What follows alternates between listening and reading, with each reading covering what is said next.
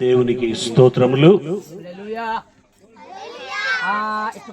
ఈ దోనియాల గ్రామ ప్రజలందరికీ కూడా యేసుక్రీస్తు యొక్క ఈ 2025వ సంవత్సరము పండుగ శుభాకాంక్షలు మీ అందరికీ శుభములు తెలియజేస్తున్నాను.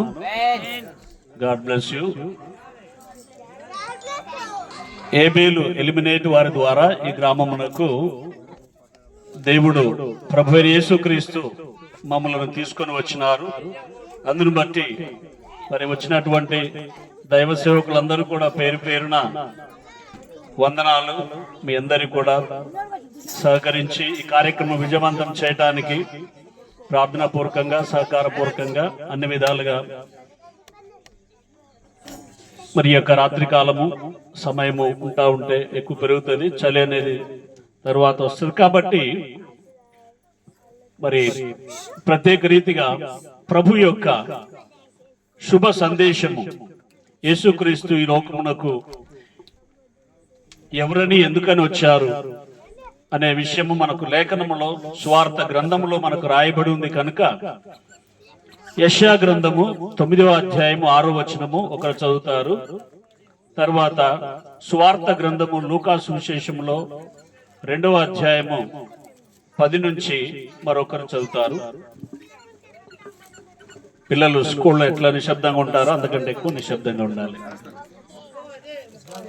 యెషయా గ్రంథం 9వ అధ్యాయము 6వ వచనము. ఏలైనగా మనకు శిశువు పుట్టెను, ఆయన భుజం మీద రాజ్యభారముండును. ఆశ్చర్యకరుడు, ఆలోచనకర్త, బలవంతుడైన దేవుడు, నిత్యుడగు తండ్రి, సమాధానకర్త యొక్క అధిపతి అని అతనికి పేరు పెట్టబడును.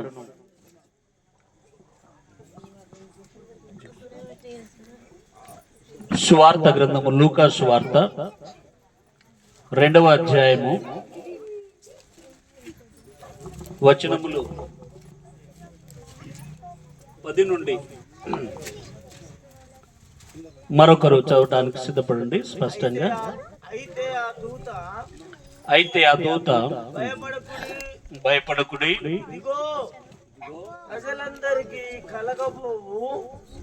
ప్రజలందరికీ కలగబోవు మహా సంతోషకరమైన సువర్తమానము నేను మీకు తెలియజేయుచున్నాను.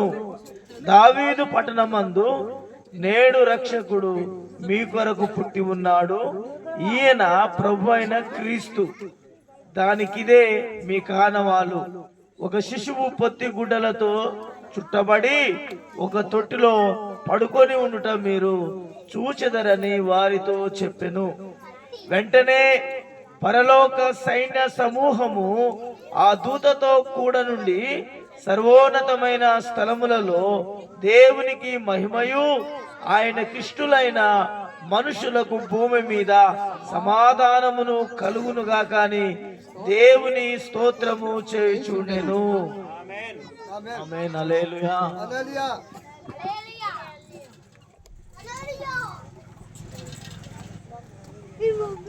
దేవునికి స్తోత్రములు. మొదట చదవబడినటువంటి యొక్క గ్రంథము యేసు ప్రభు పుట్టక ముందు 400-500 సంవత్సరాల ముందు అది ప్రవచనాత్మకంగా చెప్పబడినటువంటి మాట. ఆ మాటని మనము చూచి ఉన్నాము, విన్నాము. మనం ఒక కుమారుని ఏలైనగా మనకు శిశువు పుట్టెను, మనకు కుమారుడు అనుగ్రహింపబడెను. ఆయన భుజము మీద రాజ్యభారముండును. ఆశ్చర్యకరుడు, ఆలోచనకర్త, బలవంతుడైన దేవుడు, నిత్యుడగు తండ్రి, సమాధానకర్తయగు అధిపతి అని అతనికి పేరు పెట్టబడును. ఆ విధంగానే ఆయనకు ఈ సర్వలోకమునకు సర్వలోక పాపములు ఆయన భుజం మీద మోపబడినటువంటి వారుగా సిలువను మోసినారు. అందుకే ఆయన భుజం మీద రాజ్యభారముండును అని వాక్యం ఆ రీతిగా రాయబడి ఉంది. దేవునికి స్తోత్రం. యెషయా 7:14లో కూడా ఒక 2 అధ్యాయాలు ముందుకు వెళ్తే అక్కడ 7:14 రాయబడినటువంటి ఒక ప్రవచనము కూడా ఉంటుంది. కాబట్టి ప్రభు తానే ఒక సూచన మీకు చూపును, ఆలకించుడి. కన్యక గర్భవతి అయి కుమారుని కని అతనికి ఇమ్మానుయేలను పేరు పెట్టును. ఆ కీడు విసర్జించుటకును మేలును కోరుకొనుటకును అతనికి తెలివి వచ్చినప్పుడు. హల్లెలూయా, దేవునికి స్తోత్రం. సంతోషము. మనం విన్నటువంటి వర్తమానము లూకా సువార్త గ్రంథములో రాయబడినటువంటి ప్రకారంగా ఏమని రాయబడి ఉందంటే, మనం ఇంకా 2 వచనాలు ముందుకు కూడా చదవలసింది. ఆ దేశములో కొందరు గొర్రెల కాపరులు పొలములో ఉండి రాత్రి వేళ తమ మందను కాచుకొనుచుండగా ప్రభు దూత వారి యొద్దకు వచ్చి నిలిచెను. ప్రభు మహిమ వారి చుట్టూ ప్రకాశించినందున వారు మిక్కిలి భయపడిరి అని 2 వచనాలు మనము చదవలేదు కాబట్టి ఇప్పుడు చదవడం జరిగింది. దేవునికి స్తోత్రములు. మరి గొర్రెల కాపరులు వ్యవసాయం చేసుకునేటువంటి వారు, గొర్రెలు గాని మేకలు గాని ఎద్దులు గాని కాసే వారందరినీ కూడా కాపరులు అనవచ్చు. మరి గొల్లలు ముఖ్యంగా వారు తమ గొర్రెలను రాత్రి వేళ ఆ మేపిన తరువాత ఆ మందను ఒక చోట పెట్టి ఆ మందకు కావలి వారు ఉన్నారు. కాబట్టి కొందరు గొర్రెల కాపరులు, కొందరు వారు 4 కావచ్చు, 3 కావచ్చు, 5 కావచ్చు, రాత్రి వేళ, మరి ఇది రాత్రి వేళ ఈ సమయము. అలాగనే వారు కూడా రాత్రి వేళ దాదాపు 10-12 మధ్యరాత్రి వేళ సమయం అయి ఉంటది. ఆ సమయంలో వారి యొద్దకు ఎవరు వచ్చారు అంటే, ఇక్కడ రాయబడిన ప్రకారం ఒక దేవదూత, దేవుని చేత పంపబడినటువంటి పరలోక పరిశుద్ధమైన దూత, గబ్రియేల్ అనేటువంటి దూత వర్తమానమును దేవుడు ఆ దూతకు తెలియపరిచి పంపించినాడు కనుక ఆ దూత గొర్రెల కాపరులైనటువంటి వారి దగ్గరికి వచ్చి చెప్పినటువంటి మాట ఏమిటి? ఆ మాట అంటే, వారు మిక్కిలి భయపడ్డారు మొదట దూతను చూసినప్పుడు. ఆ రూపాన్ని ఎప్పుడు ఇదివరకు ఎవరు చూడలేదు కాబట్టి ఏంటి అని వారు భయపడినట్టుగా ఇక్కడ రాయబడింది. అయితే ఆ దూత ఏమంటున్నాడు? భయపడకుడి. హల్లెలూయా.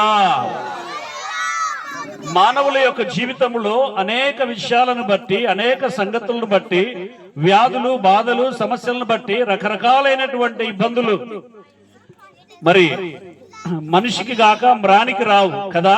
హల్లెలూయా. ఎవరికి వస్తాయి? కష్టాలు, ఇబ్బందులు, బాధలు, వ్యాధులు, సమస్యలు మనుషులకి వస్తాయి, ఇతరమైన జీవులకి. కానీ వాటికి ఆత్మ లేదు కనుక ఆ బాధ, నొప్పి, ఆ వేదన అనేటువంటిది మానసికంగా అవి ఎక్కువ అనుభవించకపోవచ్చు, శారీరకంగా అనుభవిస్తాయి ఇతర ప్రాణులు.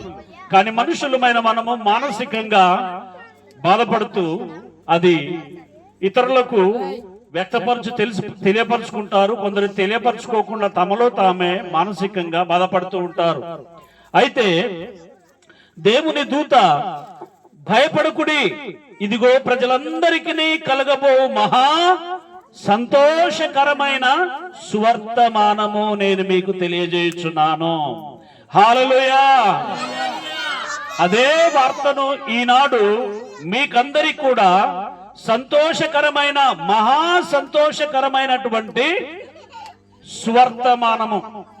అనేకమైనటువంటి వార్తలు మనము వింటూ ఉంటుంటాము. ఇదివరకు కొన్ని సంవత్సరాలకు ముందు రేడియోలు, టీవీ, ఇక ఇతరమైన ప్రసార మాధ్యమాల ద్వారా వార్తలను మనం వినేవారము. అంతేకాకుండా మనుషులకు తెలిసినటువంటి వార్తలు, విషయాలను ఒక దగ్గరికి చేరినప్పుడు మాట్లాడుకోవడం ద్వారా కొన్ని వార్తలను అలా తెలుసుకుంటారు కదా. నేటికి కూడా, ఇప్పటికి కూడా గ్రామాలలో ఆ విధంగా వార్తలు వినడము, మరి ఒక దగ్గరికి చేరి మాట్లాడుకోవడం ద్వారా తెలియని విషయాలు, కొన్ని వార్తలు తెలుసుకుంటూ ఉంటారు. మరి ఈనాడు అంత సమయం ఒక దగ్గరికి వచ్చి మనుషులు ఆ వార్తలని వినేంత సమయము ఒకవేళ ఉన్నా కూడా మన దగ్గర ఉన్నటువంటి ఒక మాధ్యమికమైనటువంటి ఒక సాధనం మన చేతుల్లో ఉంటుంది. హల్లెలూయా. ఇప్పుడు ఈ సెల్ అనేటువంటి మొబైల్ ని దీన్ని మన దగ్గర పెట్టుకొని మనుషులతో ఎక్కువ కలిసే కంటే కూడా, మాట్లాడే కంటే కూడా దీనిలోనివి వినటము చూడడం ద్వారా సమయాన్ని ఎక్కువ ఖర్చు చేస్తా ఉన్నారు. అవునా కాదా? హల్లెలూయా. అందులో మంచి ఉంది, చెడు ఉంది. మంచి కంటే కూడా చెడు కూడా ఎక్కువగా ఉంది. అన్ని విధాలైనటువంటివి అందులో వస్తా ఉన్నాయి. కానీ దేవునికి స్తోత్రం, దేవుడు 2000 సంవత్సరములకు పూర్వమే, ఇంకా 3000 సంవత్సరములకు ముందుగానే దేవుడు తన యొక్క పరిశుద్ధమైనటువంటి వర్తమానాన్ని ప్రవక్తల ద్వారా దేవుడు మానవులకు మంచి విషయాలను తీసుకొని వచ్చారు.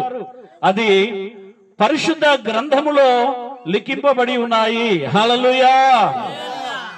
కావలసినటువంటి పరిశుద్ధమైనటువంటి జ్ఞానము, పరిశుద్ధమైనటువంటి జ్ఞానము ఈ పరిశుద్ధమైన గ్రంథములో, హోలీ బైబుల్ అని ఇంగ్లీషులో అంటే పరిశుద్ధ గ్రంథం అని తెలుగులో మనము అంటాము. కాబట్టి అనేక విషయాలు, పరిశుద్ధమైనటువంటి విషయాలు, పరిశుద్ధ జ్ఞానము మనము చదివినటువంటి లేఖన భాగములో జ్ఞానులు అనేటువంటి వారు మరి ఉండడము, దర్శించడము, ఆ యొక్క లోకరక్షకుడుగా జన్మించినటువంటి శిష్యుడైన యేసుక్రీస్తుని, అతని యొక్క సాకుడు తండ్రి యోసేపు, జోసెఫ్ మరియు మరియమ్మ గారిని కూడా వారు దర్శించడానికి వచ్చి, మరి ఆ జ్ఞానులు వారు తీసుకొని వచ్చినటువంటి యొక్క ఆ బహుమానాలను ప్రేమతో మరి ఆ లోకరక్షకుడైనటువంటి దేవుడు, ఆ ప్రభు అయిన యేసునకు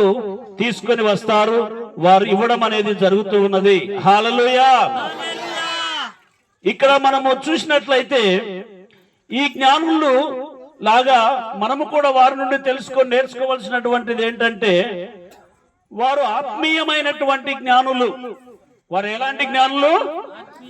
ఆత్మ సంబంధమైనటువంటి విషయాన్ని వారు ఆ చుక్క వారికి కనబడడం ద్వారా, దేవుడు సృష్టించినటువంటి ఈ యొక్క సూర్యచంద్ర నక్షత్రాలు, గ్రహాలలో ఆ చుక్క, తార, నక్షత్రం అనేది యేసు ప్రభు జన్మించినప్పుడు మాత్రమే అది వచ్చింది. అది లేఖనాలలో, గ్రంథాలలో రాయబడి ఉన్నది. అది ఆ సమయంలో మాత్రమే వారికి కనబడింది. కాబట్టి దానిని బట్టి, ఆ నక్షత్రమును, ఆ తారను లేదా ఆ చుక్కను బట్టి ఇది ఒక మర్మముగా గ్రంథాలలో ప్రవక్తల చేత రాయబడినటువంటి ఒక విషయము. కాబట్టి ఇది వేరుగా కనబడుతున్నటువంటి నక్షత్రము. మనము కూడా మామూలుగా ప్రతి ఒక్కరము రాత్రిపూట ఆకాశం వైపు చూస్తూ ఉంటాము. మనకు కొన్ని కనబడుతూ ఉంటాయి.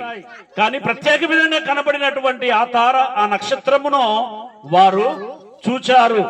వారు చూచి ఒక్కొక్కరు ప్రయాణం మొదలు పెట్టారు. కాబట్టి వారు ఆత్మీయ జ్ఞానము ముందుగానే ఎరిగి తెలిసినటువంటి వారు.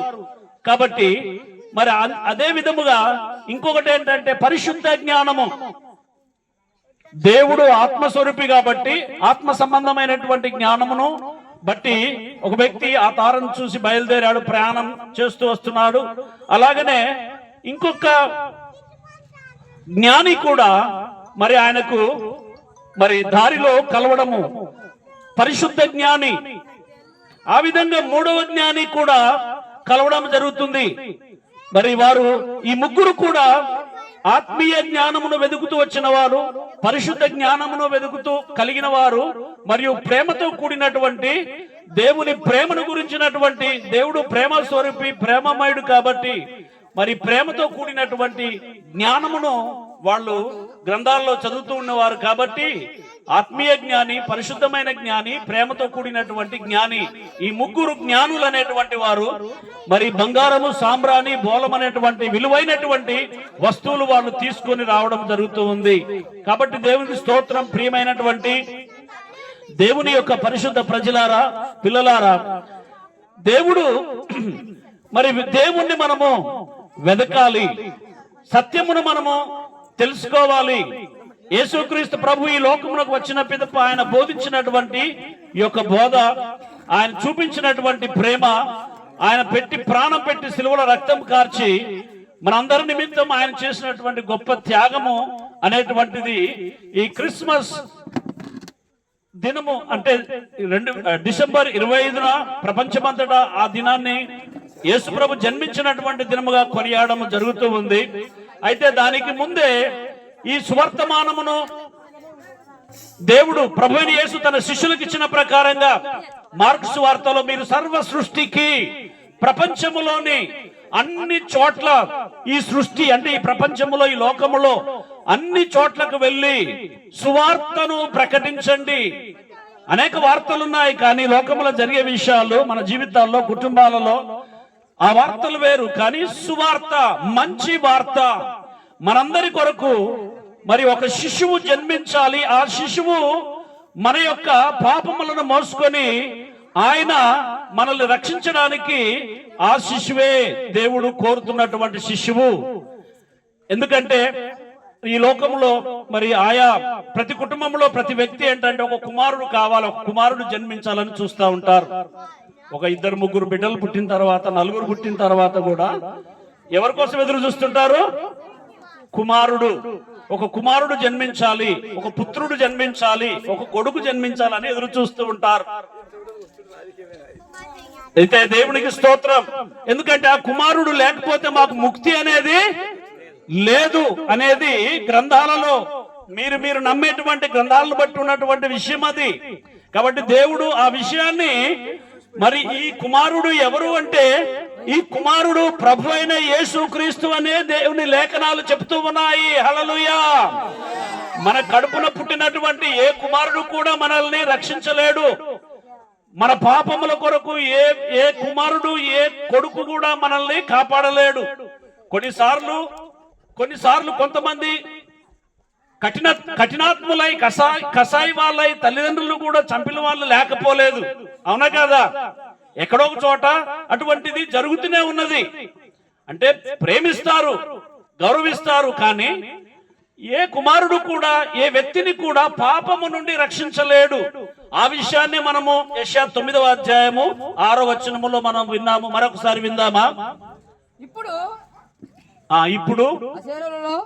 యెషయా 9:6 ఏలైనగా మనకు శిశువు పుట్టెను. ఆ శిశువే ఎవరు? కన్యక గర్భవతి అయి కుమారుని కనింది. అంటే ఒక కన్యక, అంటే ఒక కుమారుడు జన్మించాలంటే మనందరికీ తెలుసు, 2 యువకులకు వివాహం జరగాలి. భార్య భర్తలు అయిన పిదపనే గర్భం ధరించడం, ఆ విధంగా కుమారుని లేదా కుమార్తెను జన్మనివ్వడం జరుగుతుంది. కానీ ఈ కన్యక అయినటువంటి మరియా, ఈమె మాత్రమే కాదు, ఎంతో మంది కన్యకలు కూడా దేవునికి తమ చోటు, దేవునికి జన్మనివ్వటానికి మరి వారు వివాహం చేసుకోకుండా కన్యకలు కొందరు ఆనాటి కాలంలో ఎదురు చూశారు. కానీ ఆ భాగ్యం ఒక మరియకు మాత్రమే, కన్య అయిన మరియకు మాత్రమే లభించింది. కాబట్టి ఆమె ఆ విషయము 7:14 ఉంటుంది యెషయా గ్రంథంలో. యువతి 7:14 కన్యక గర్భవతి అయి కుమారుని కనును, అతనికి ఇమ్మానుయేలని పేరు పెట్టును. దేవునికి స్తోత్రం. అంటే ఇమ్మానుయేల్ అనగా దేవుడు మనకు తోడై ఉన్నాడు. అంటే దేవుడు ఆత్మస్వరూపి కాబట్టి దేవుడు ఒక్కడే అయి ఉన్నాడు. హల్లెలూయా. ఈ ప్రపంచమంతటికి ఎన్ని సూర్యులు ఉన్నారు? దేశానికి ఒక సూర్యుడు ఉన్నాడా? రాష్ట్రానికి ఒక సూర్యుడు ఉన్నాడా? లేడు. అలాగా చంద్రుడు కూడా దేశానికి లేరు, రాష్ట్రానికి ఒక చంద్రుడు అలాగా లేరు. కాబట్టి ఒక సూర్యుడు, ఒక చంద్రుడు, ఆ విధంగా ఒక తండ్రి, ఒక తల్లి, మనుషులైన మన ఏ విధంగా జన్మించిన వారికి ఉంటారో ఆ సూర్యుడు ఆ విధంగానే మరి దేవుడు ఒక్కడే అయి ఉన్నప్పుడు ఆ సూర్యుని సృష్టించినటువంటి సృష్టికర్త అయిన దేవుడు ఎంతమంది ఉంటారు?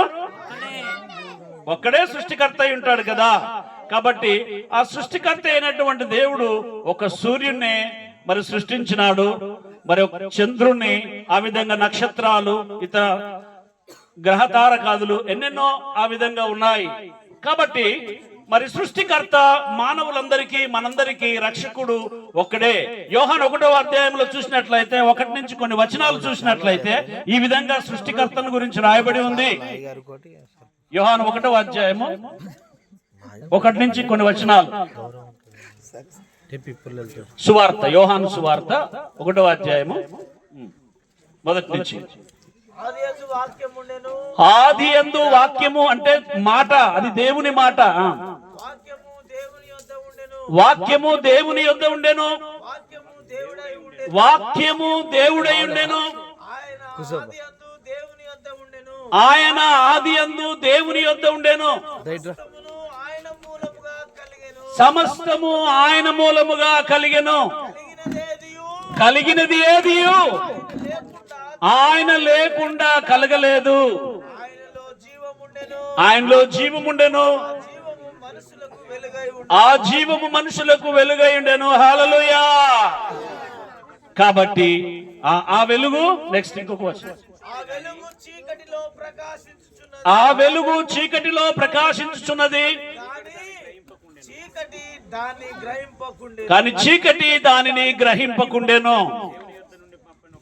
దేవుని యొద్ద నుండి పంపబడిన మనుషుడుండెను, అతని పేరు యోహాను.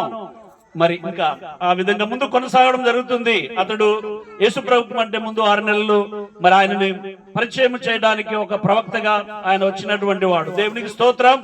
మరి ఆయన లేకుండా, అంటే యేసుప్రభు లేకుండా ఈ సృష్టి కలగా లేదు. కలిగినదంతా కూడా ప్రభు అయిన యేసుక్రీస్తు ద్వారా కలిగి ఉన్నదని మనం లేఖనంలో చూస్తున్నాము.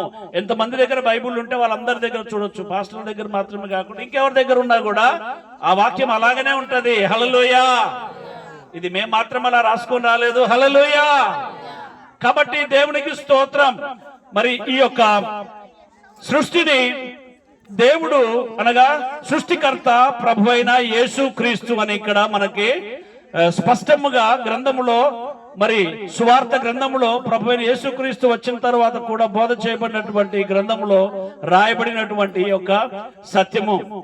బట్ ఆదిలోనే, ప్రారంభములోనే మాట ఉన్నది. అది ఎవరి మాట అంటే దేవుని మాట. ఆ మాట ఆయన ఎక్కడున్నాడు? దేవుని యొద్ద ఉన్నాడు. అంటే యేసుక్రీస్తు యోహాను 1:16 ప్రకారంగా చూస్తే 1వ అధ్యాయం 16వ వచనం ఏమని చెప్తుందంటే, ఆయన పరిపూర్ణతలో నుండి మనమందరము 14వ వచనం, 14 నుంచి. ఆ వాక్యము ఎవరంటే, ఆ వాక్యము, ఆ మాట, ఆ ప్రవచనము శరీరధారి అయి శరీరము ధరించి, ఆ ప్రవచనము ఏమైందంటే శరీరము ధరించింది. అంటే దేవుడు చెప్పినటువంటి మాట, ఆ దేవుడే మరి లోకరక్షకుడుగా మరి ఆయన ఈ లోకానికి రావాలి. దేవుడు ఆత్మస్వరూపిగా ఉన్నాడు. ఆత్మస్వరూపి అయినటువంటి దేవుడు మరి ఆయన మరి మానవ శరీరము ధరించి రావాలి. మరి కాబట్టి కన్యక గర్భం ధరించి కుమారుని కనింది. మరి ఎందుకు దేవుడు శరీరము ధరించి మానవుడుగా రావాలి అంటే రక్తమును ఆయన ఈ లోకములో చిందించాలి. హల్లెలూయా. అంతకుముందు ఎద్దు, గొర్రె, మేక యొక్క రక్తము, లేదా పేదవాళ్ళు అయితే పావుర పిల్లల యొక్క, గోపిల్లల యొక్క రక్తము చిందిస్తేనే పాపాలు పరిహరింపబడేవి, మన పాపాలు పోయేవి. హల్లెలూయా. ఇప్పటికి కూడా బలులు ఇస్తున్నారు కదా. ఇప్పటికి కూడా కొందరు బలులు మరి తెలిసి తెలియక ఇస్తూనే ఉన్నారు. కానీ ఆ బలులు అందరి పాపాల కొరకు ఆయనే బలిగా 2000 సంవత్సరాల క్రితము సిలువలో ప్రాణమిచ్చాడు. హల్లెలూయా. అదే పరిశుద్ధమైన బలి, అందరి కొరకు బలి అయినటువంటి యొక్క రక్తము కార్చి జీవము ప్రాణమిచ్చినటువంటి బలిగా ఆయన మన కొరకు ఈ లోకానికి వచ్చి తన ప్రాణమును, తన రక్తమును ఆయన ఇవ్వవలసి వచ్చింది. అందుకే వాక్యము శరీరధారి అయి 1:14 చదవండి పూర్తిగా. ఇప్పుడు ఆ వాక్యము శరీరధారి అయి కృపా సత్య సంపూర్ణుడుగా మన మధ్య నివసించెను. తండ్రి వల్ల కలిగిన అద్వితీయ కుమారుని మహిమ వలె మనము ఆయన మహిమను కనుగొంటిమి. దేవునికి స్తోత్రం. హల్లెలూయా. కాబట్టి ఆ వాక్యము, ఆ మాట శరీరధారిగా యేసు ప్రభు కన్యక గర్భం ధరించి ఆ గర్భంలో నుండి వచ్చినటువంటి యొక్క శరీరధారిగా యేసుక్రీస్తు మరి ఆయన మరి పాపము లేకుండా పరిశుద్ధమైన ఆత్మ ద్వారా ఆ కన్యక గర్భం ధరించి కుమారుని కన్నది. ఎందుకంటే పాపమును తీసివేయాలంటే పాపిని రక్షించలేడు. కాబట్టి మనందరి పాపాలను, ఆయన లోకం యొక్క పాపాలను మోసుకొని పోయేటువంటి ఒక గొర్రె పిల్లగా దేవుని గొర్రెపిల్ల, ఆయనే ప్రభు అయిన యేసుక్రీస్తు అని చెప్పి యోహాను సువార్త గ్రంథములో 1:29 రాయబడినటువంటి సత్యము. కాబట్టి ఇక్కడ సంతోషమును, మనకి సమాధానమును, మరి రక్షణను ఇచ్చేటువంటి ఒక శిశువు మన కొరకు ఈ లోకంలో జన్మించాడు. హల్లెలూయా. కాబట్టి మరి ఆ శిశువు ద్వారానే ఆ కుమారుడు, అంటే ఒక కుమారుడు కలిగితేనే మనకు ముక్తి ఉంటది, మోక్షం ఉంటది, రక్షణ ఉంటది అనేటువంటి ఆ నమ్మకం అనేటువంటిది. మరి ఒకవేళ కుమారుడు పుత్రులు మగపిల్లవాడు పుట్టబోతే సంగతి ఏంటి విషయము? వారికి రక్షణ ఉండదా?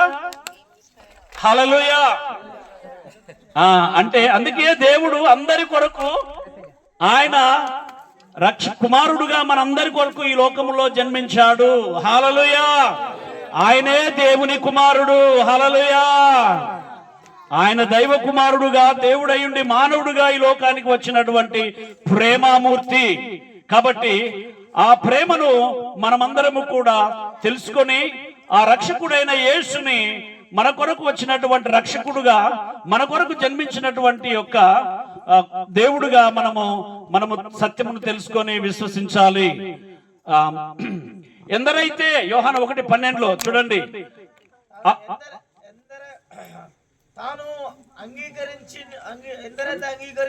తనను ఎందరైతే అంగీకరించి, అంటే నమ్మి,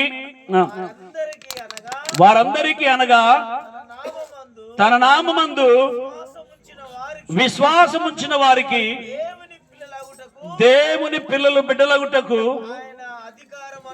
ఆయన అధికారం అనుగ్రహించెను. హల్లెలూయా. క్రిస్మస్ అంటే యేసు ప్రభు పుట్టినరోజు, పుట్టుక పండుగ అనేది డిసెంబర్ 25 కొనియాడడం జరుగుతుంది. అదే కదా క్రిస్మస్ అంటే. హల్లెలూయా. క్రీస్తు 2000 సంవత్సరం క్రితము మరి ఈ మాసంలో మరి 25వ తారీఖున జన్మించినట్టుగా లోకము మరి లెక్కలు, అంచనాల ప్రకారంగా మరి పండితులు గుర్తించడము జరిగింది. దేవునికి స్తోత్రం. మరి ఆ లోకరక్షకుడైనటువంటి యేసుక్రీస్తు ఆయన మనల్ని రక్షించడానికి, మనల్ని పాపము నుండి విముక్తి చేయడానికి ఆయన ఈ లోకములో పుట్టాడు 2000 సంవత్సరముల క్రితమే. కానీ ఇప్పుడు ఆయన ఎక్కడ పుట్టాలి? ఇప్పుడు ఎక్కడ పుట్టాలి? మన హృదయములో పుట్టాలి. ఎందరైతే ఆయనను అంగీకరించి విశ్వసించి నా పాపముల కొరకు ఆ దేవుడే మానవుడుగా, కుమారుడుగా మనకు అనుగ్రహింపబడ్డాడు, నాకు అనుగ్రహింపబడ్డాడు, నా పాపముల కొరకు జన్మించాడు అని ఎవరైతే సత్యము తెలుసుకొని మారు మనసు పొందుకొని మరి పాప క్షమాపణ పొందుకొని నేను పాపిని అని ఎవరైతే తెలుసుకొని విశ్వసించి నమ్ముతారో వారి పాపములు క్షమించబడతాయి. హల్లెలూయా. ఆయన మరలా ఈ లోకంలో పుట్టట్లేడు. ప్రతిసారి ప్రతి డిసెంబర్ 25వ తారీఖున ఈ లోకంలో జన్మించట్లేడు. కానీ ఎవరైతే ఈ సత్యము తెలుసుకొని నేను పాపిని, పాపములో పుట్టి పాపంలోనే జీవిస్తున్నాను కాబట్టి నా పాపములకు పరిహారముగా మరి రక్షకుడుగా ఆయన వచ్చాడు, ఆయన ద్వారానే నా పాపములకు క్షమాపణకు ఏ ఎద్దు, గొర్రె, మేక బలి యొక్క మరి బలి వలన నా పాపములు పోవని ఎవరైతే సత్యం తెలుసుకొని మరి ఆ పాపములో జన్మించి పాపములోనే జీవిస్తున్నాం కనుక మరి ఆ పాపం వల్ల వచ్చేటువంటి యొక్క రకరకములైనటువంటి ఇబ్బందులు, వ్యాధులు, బాధలు, సమస్యలు ఇవన్నీ మానవుడు ఎదుర్కొంటూ ఉన్నాడు. హల్లెలూయా. నాలో పాపము లేదు, నాలో రోగము లేదు అనే వాళ్ళు ఎవరైనా ఉన్నారా ఇక్కడ? ఎవరు లేరు. కాబట్టి పాపంలో పుట్టి పాపంలో జీవిస్తున్నాం కాబట్టి పాపిని రక్షించడానికి పరిశుద్ధుడైన దేవుడు మానవుడుగా లోకానికి వచ్చాడు. దేవుడు మనకిచ్చినటువంటి గొప్ప బహుమానము దేవుడే. దేవుడు తన కుమారుని మనకు బహుమానంగా ఇచ్చాడు. హల్లెలూయా. ఇక్కడ వచ్చినప్పుడు ఇందాక పిల్లలు వచ్చి మాకేం గిఫ్ట్ ఇస్తారు, ఏం బహుమానం ఇస్తారని వీళ్ళందరూ అడుగుతా ఉన్నారు. హల్లెలూయా. కేకు ఉంటది, బిస్కెట్ గాని ఇంకితరమైంది ఉంటుంది. దేవునికి స్తోత్రం. హల్లెలూయా. అంతకంటే అందరికీ వచ్చిన వారందరికీ భోజనం ఉంటుంది, ప్రేమతో తయారు చేసిన విందు. కాబట్టి మరి ఇప్పుడు మనకి దేవుడు ఎవరిని గిఫ్ట్ గా ఇస్తున్నాడు? ప్రతి ఒక్కరికి దేవుడు తన కుమారుణ్ణే గిఫ్ట్ గా ఇచ్చాడు. రోమీయులకు రాసిన లేఖ 8వ అధ్యాయంలో చూడండి, వచనము వాక్యం ఏమని చెప్తూ ఉందంటే 28 నుంచి చూసినట్లయితే రోమీలకు రాసిన లేఖలో దేవుని ప్రేమించు వారి కనగా ఆయన సంకల్పం చొప్పున పిలువబడిన వారికి మేలు కలుగుటకై సమస్తము సమకూడి జరుగుతున్నవని ఎరుగుదాం. ఎందుకనగా తన కుమారుడు అనేక సహోదరుల్లో జ్యేష్ఠుడగునట్టు దేవుడు ఎవరిని ముందు ఎరిగినో వారు తన కుమారుని సారూప్యం గల వారవుటకు ముందుగా నిర్ణయించను. ఎవరిని ముందుగా నిర్ణయించను వారిని పిలిచెను, ఎవరిని పిలిచెను వారిని నీతిమంతులు తీర్చెను, ఎవరిని నీతిమంతులు తీర్చిన వారిని మహిమపరచెను. తన సొంత కుమారుని అనుగ్రహించుటకు వెనుక తీయక మనందరి కొరకు ఆయన అప్పగించిన వాడు ఆయనతో పాటు సమస్తము మనకెందుకు అనుగ్రహింపడు? తన సొంత కుమారునే మన కొరకు వెనుదీయక తన ప్రాణమును సిలువలో అప్పగించడానికి దేవుడు మన కొరకు అప్పగించాడు. తన కుమారుని అప్పగించినటువంటి మన పాపముల కొరకు ఇచ్చినటువంటి దేవుడు మనకి ఇంకా ఏదైనా కావాలైనా ఆయన ఇయ్యక ఉంటాడా? ఈ లోకంలో సృష్టించిన అంతా కూడా మరి ఇయ్యగలిగిన సమర్థుడు ఆయన. హల్లెలూయా. కాబట్టి తన కుమారునే మనకిచ్చినటువంటి దేవుడు మనకి ఏదైనా ఇవ్వటానికి ఆయన సిద్ధమే. కాబట్టి మరి ఆయన ఇచ్చేటువంటి గొప్ప గిఫ్ట్, గొప్ప బహుమానం ఏంటంటే తన కుమారుడైన యేసుక్రీస్తు, ఆయన యొక్క పరిశుద్ధ రక్తము, ఆయన సువార్త, ఆ ప్రభువైన యేసే సువార్త. హల్లెలూయా. ఆ ప్రభువైన యేసే మనకు గొప్ప బహుమానముగా మన పాపముల పరిహారార్థమై మన యొక్క విశ్వసించిన వారి యొక్క హృదయములో జన్మించే కుమారుడు ఆయన. హల్లెలూయా. మన ఒక శిశువును బడసితిమి అన్నటువంటి యెషయా 9:6 ఏదైతే వాక్యం ఉంటుందో, నమ్మిన వారికి వారి హృదయములో కుమారుడుగా జన్మిస్తాడు. హల్లెలూయా. ప్రతి వ్యక్తి హృదయంలో జన్మిస్తాడు, హృదయం ఉన్న వారందరిలో. ఒకవేళ స్త్రీ గర్భం ధరించి కుమారుడు గర్భములో పొందుకొని బిడ్డనివ్వగలదు గాని దేవుడు తన కుమారుని విశ్వసించిన వారికి వారి హృదయములో చోటు, ఎవరైతే హృదయములో చోటు ఇస్తున్నారో, మరి ప్రభువా మీరు నా కొరకు వచ్చారు, నా పాపముల కొరకు వచ్చారు, నాకు నీతి, సమాధానము, జ్ఞానము మరియు సంతోషము మీరై ఉన్నారు కనుక నేను మీకు చోటిస్తున్నాను అని చెప్పి ఎవరైతే మీ హృదయంలో చోటిస్తే ఆయన మీకు మరి సమాధానము లేదా, లేకపోతే సంతోషం లేకుండా ఉన్నారా, మరి ఏ వేదన, బాధతో, వ్యాధితో, సమస్యతో ఉన్నారా, నిశ్చయముగా మీరు ప్రభువా యేసయ్యా మీరే నిజమైన దేవుడా అని చెప్పి మీరు అడిగి ప్రార్థించి ఆయన్ని మౌనంగా మీరు మరి వేడుకొనండి, ఆయన మీకు ప్రత్యుత్తరం ఇస్తాడు. హల్లెలూయా. ఇప్పటి వరకు ఎంతో మందికి ప్రభు మాట్లాడి దర్శనములు, ప్రత్యక్షతలు ఇచ్చి మరి ప్రభు తనను తెలియపరుచుకున్నాడు. ఈ సువార్త కొందరికి వెళ్ళకున్నా కూడా యేసు ప్రభువే ప్రేమతోటి వేదన, బాధ, సమస్యలు ఉన్న వారికి ఎవరయ్యా మీరు నిజమైన దేవుడు, నాకు ఇంత బాధ, ఇంత కష్టమా అని ఆ బాధని వ్యక్తపరిచి ఎవరయ్యా మీరు దేవుడు, ఆ నిజమైన దేవుడు అని చెప్పి ప్రార్థించి దుఃఖపడి కన్నీరు కార్చిన వాళ్ళకి యేసు ప్రభు తనను తాను తెలియపరుచుకున్నాడు. హల్లెలూయా. చప్పట్లు కొట్టి మహిమపరుస్తామా? ఎందుకనగా దేవునికి స్తోత్రం. దేవునికి ఏ భేదము లేదు. ఆయన అందరూ పాపము చేసి దేవుడు అనుగ్రహించి మహిమను పొందలేకపోతున్నారు. ఏ భేదము లేదు. ఏ మతమని, ఏ కులమని ఏ భేదము లేదు. ధనికుడని, బీదవాడని గాని, పురుషుడని, స్త్రీ అని గాని ఏ భేదము లేదు. ఎర్రవాడు తెల్లవాడని, నల్లవాడు తెల్లవాళ్ళని ఏ భేదము లేదు దేవునికి. అందరూ దేవునికి సమానమే. ఓ తల్లిదండ్రులకి పుట్టినటువంటి బిడ్డల్లో వారికి పుట్టిన పిల్లలందరూ సమానమేనా, లేకపోతే హెచ్చు తగ్గులు చూస్తారా? సమానముగా. ఒకవేళ తల్లి గర్భమున పుట్టిన బిడ్డనైనా స్త్రీ మరుచునేమో అని బైబిల్లో రాయబడి ఉంది.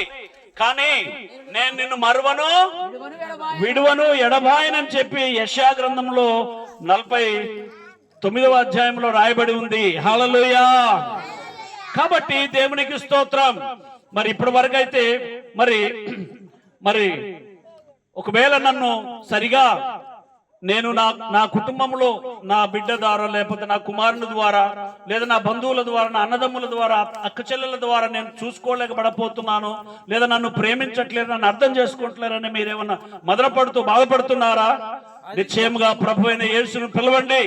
ఆయన తన ప్రేమను మరి ఏ యొక్క అసమానత అనేటువంటి భేదము లేకుండా అందరికీ సమానంగా చూపించి ఆయన రక్షించి, సంరక్షించి, కాచి కాపాడే దేవుడు, స్వస్థపరిచే దేవుడు. హల్లెలూయా.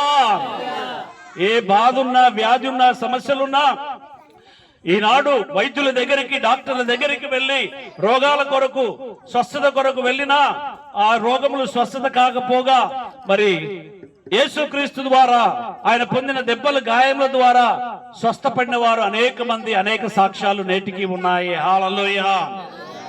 కాబట్టి దేవునికి స్తోత్రం. ప్రియమైనటువంటి మరి దోనియాల గ్రామ ప్రజలారా, మీ అందరికి కూడా ఒక గొప్ప శుభవర్తమానము, సంతోషకరమైనటువంటి వర్తమానం ఏంటంటే, ఆ వర్తమానమే ప్రభు అయిన యేసుక్రీస్తు లోకరక్షకుడుగా, నీకు నాకు దేవుడుగా, ఆయన ప్రేమమూర్తిగా వచ్చాడు. మరి ఆయన మీ బంధువులలో లేదా తల్లిదండ్రులు, అక్కచెల్లెలు, నా బంధువులైన, మీ బంధువులైన, తల్లిదండ్రులైన, అక్కచెల్లెలైన, అన్నదమ్ములైన, లేకపోతే భార్య అయినా, భర్త అయినా, ఎవరైనా చూపలేని గొప్ప ప్రేమను చూపించగలిగి, ప్రేమించి, సంరక్షించి, ఆదరించి కాపాడే దేవుడు ఎవరంటే ఒక యేసుక్రీస్తు ప్రభు మాత్రమే. హల్లెలూయా. యెషయా గ్రంథంలో ఒక మాట చూపి 66:13 అధ్యాయము ఈ మాట చెబుతూ ఉన్నది, ఒకని తల్లి వానిని ఆదరించినట్లు నేను మిమ్ములను ఆదరించదును అంటున్నాడు. చూడండి, ఏ తల్లి అయిననో మరి తన బిడ్డను ఆదరించకుండా ఉంటుందా, ప్రేమించకుండా ఉంటుందా, లాలించకుండా ఉంటుందా? ఆకలి, దాహము, బాధ, ఇబ్బంది, కన్నీరు, దుఃఖము వచ్చినప్పుడు ఒకని తల్లి అయినను ఒకవేళ ఆదరించకపోతే, ఆదరిస్తుంది, కంపల్సరిగా ప్రేమిస్తుంది. ఒకవేళ ఆదరించకపోయినా, ప్రేమించకైనా తల్లి తన బిడ్డను మరి ప్రేమించిన దానికంటే ఎక్కువగా నేను ప్రేమించనని ప్రభు యేసు చెప్తున్నారు. హల్లెలూయా. కాబట్టి ఈ ప్రభు యొక్క ప్రేమను రుచి చూచి, చవి చూచి తెలుసుకోమని ప్రియమైన బిడ్డలారా మీకు మీ అందరికీ చేతులెత్తి, ఎందుకనగా మన ఆత్మ శరీరము మన్నైన శరీరము మట్టిలోనికి పోవును, కానీ ఆత్మ ఎక్కడికి వెళ్ళాలి? జీవం ఇచ్చినటువంటి దేవుని దగ్గరకు వెళ్ళాలి. అక్కడ ఒక దినమున మరి ఆయనకు ఈ లోకములో జీవించిన జీవితానికి లెక్క, సమాధానము చెప్పవలసి ఉన్నది. హల్లెలూయా. కాబట్టి మనం బ్రతికుండగానే, ఊపిరుండగానే మరి ఆ ప్రభు అయిన దేవుణ్ణి, రక్షకుడిని తెలుసుకొని మంచి శుద్ధి చేసుకొని మన పాపములు మనం జీవిద్దాము. దానియేలు గ్రంథములో ఒక మాట ఉంటుంది, చూడండి. దానియేలు గ్రంథంలో 12వ అధ్యాయము 10వ వచనం, 3వ వచనం ఉంటుంది. 3 చదవండి, నెక్స్ట్ 10 చదవండి.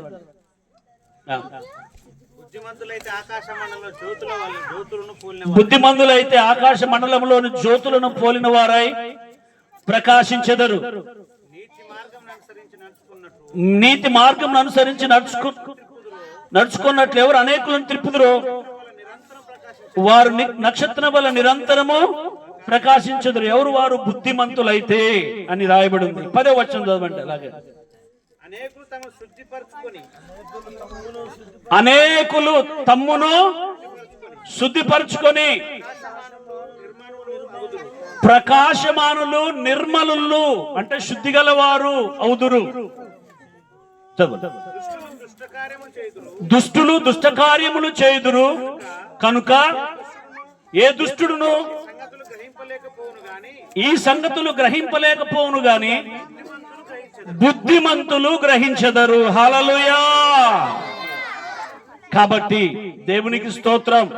మనమందరం కూడా మరి బుద్ధిమంతులుగా మనల్ని మనము శుద్ధి చేసుకోవడం అంటే కేవలము మన శరీరాన్ని, బాహ్యాన్ని శుద్ధి చేసుకోగలుగుతాము స్నానం చేసి. ఇంకెక్కడైనా నీటిలో ముంచినా భౌతికంగా శుద్ధులం అవుతాం, కానీ మన పాపము శుద్ధి కాదు. బుద్ధిమంతులైతే దేవుని రక్తము ద్వారా శుద్ధి చేసుకుంటారని చెప్తున్నాడు ఇక్కడ. హల్లెలూయా. కాబట్టి దేవుడు మన కొరకు పంపినటువంటి రక్షకుడు ప్రభు అయిన యేసుక్రీస్తు యొక్క రక్తము ద్వారా, ఆయన బోధించిన బోధల ద్వారా మారు మనసు పొంది, రక్షణ పొంది, పాప క్షమాపణ పొంది పరిశుద్ధులుగా జీవిస్తాము. దేవునికి స్తోత్రం. హల్లెలూయా.